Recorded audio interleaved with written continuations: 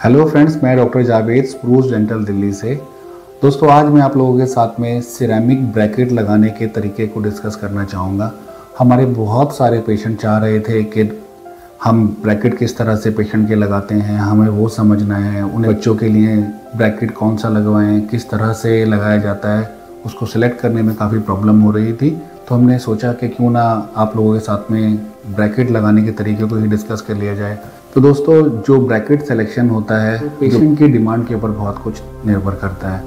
अगर पेशेंट बहुत ज़्यादा कंसर्न है अपने एस्थेटिक को लेके, स्माइल को लेके, वो चाहता है कि उसके ब्रैकेट लगें, उसके दांत के कलर के ही लगें, बुरे ना लगें, मेटल उसके मुंह के अंदर ना नज़र आए, तो उस केसेस में हम अपने पेशेंट को सजेस्ट कर देते हैं कि आप सिरेमिक ब्रैकेट का ऑप्शन चूज़ कर लीजिए। वैसे दोस्तों, दोनों ही सेम प्रिंसिपल पे काम करते हैं। ऐसा नहीं है कि सिरेमिक ब्रैकेट आपको पता ही होगा थोड़े से कॉस्टली होते हैं, तो वो अच्छा काम करेंगे, और जो मेटल ब्रैकेट होते हैं जो कंपैरेटिवली सस्ते होते हैं अच्छा काम नहीं करेंगे।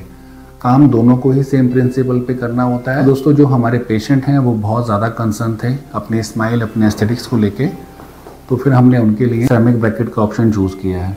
तो ये दोस्तों देखते हैं, मिलते हैं हमारे पेशेंट से। तो क्या प्रॉब्लम फील करते हो जो तुम्हें अपने ब्रेसेस लगवाने हैं?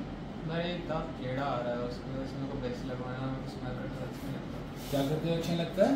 स्माइल करते हुए अच्छा लगता है। स्माइल करते हो अच्छा। क्या तुम हमारे लिए स्माइल कर सकते हो? प्लीज़ थोड़ा सा मुंह खोल के स्माइल करो, हल्का सा मुंह भी खोलना, खोलो ना, ऐसे ऐसे सबको देख के, इधर देख के कंसर्न है। बहुत छोटी एज में अगर कोई अपने स्माइल के लिए इतना कंसर्न है, इसका मतलब ये है कि उसकी साइकी में, उसके दिमाग में वो चीज़ काफ़ी गहरी बैठी हुई है। तो दोस्तों, हमें ब्रैकेट दांत के ऊपर लगाने हैं, तो हमें दांत को पहले प्रिपेयर करना पड़ेगा। तो उसके लिए सबसे पहले हम एक ब्लू कलर का एसिडिक एजेंट लगाते हैं, जिसे एचेंट भी बोलते हैं, ताकि दांत का जो सरफेस है, जो इनेमल जिसको बोलते हैं, थोड़ा रफ हो जाए और अच्छे से दांत के ब्रैकेट के साथ में जुड़ पाता है। एचेंट लगाने के बाद में हमें इसको प्रॉपरली क्लीन कर देना चाहिए, क्योंकि अगर ये दांत के किसी और सरफेस पर लगेगा तो उसको थोड़ा सा नुकसान पहुंचा सकता है।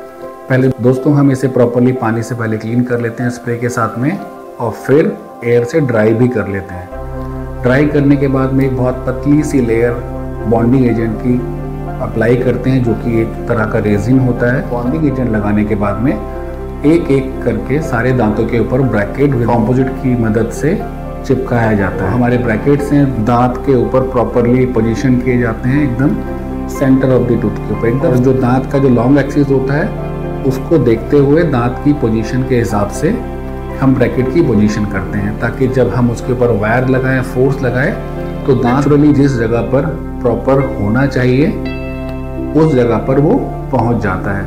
पहले स्टार्टिंग हम हमेशा आगे वाले दांतों से करते हैं ब्रैकेट लगाने की, फिर कैनाइन तक लगाते हैं, फिर उसके बाद में सेम साइड प्रीमोलर पे भी लगाते हैं। ऑपोजिट साइड वाले जो ब्रैकेट हैं उन्हें बॉन्डिंग एजेंट लगा के अगर कहीं पे नहीं लगा है तो फिर प्रॉपरली हम ब्रैकेट वहाँ भी प्लेस कर देते हैं। इस सारे प्रोसीजर में लगभग एक अपर आर्च में लगाने के लिए, ऊपर वाली जॉ में लगाने के लगभग आधा घंटे के आसपास लगता है, और हमने लगभग 25 से 28 मिनट्स में पूरा प्रोसीजर ही कंप्लीट कर लिया है। दोस्तों, पूरी कोशिश ये की जाती है कि जो हमारे ब्रैकेट की पोजीशन है वो इस तरह से रहे कि पेशेंट को कम से कम चुभे, और अगर कहीं चुभ रही होती है, कहीं तो वो परेशान कर रही होती है पेशेंट को, तो हम ऑर्थोडोंटिक वैक्स होती है, ऑर्थोवैक्सिंग जिसको बोलते हैं, वो प्रिस्क्राइब कर देते हैं। वो चुभता भी नहीं है, कोई परेशान भी नहीं करता है। दोस्तों, हमारे पेशेंट के ब्रैकेट लग गए हैं, जैसे कि आप देख सकते हैं। पेशेंट बहुत खुश है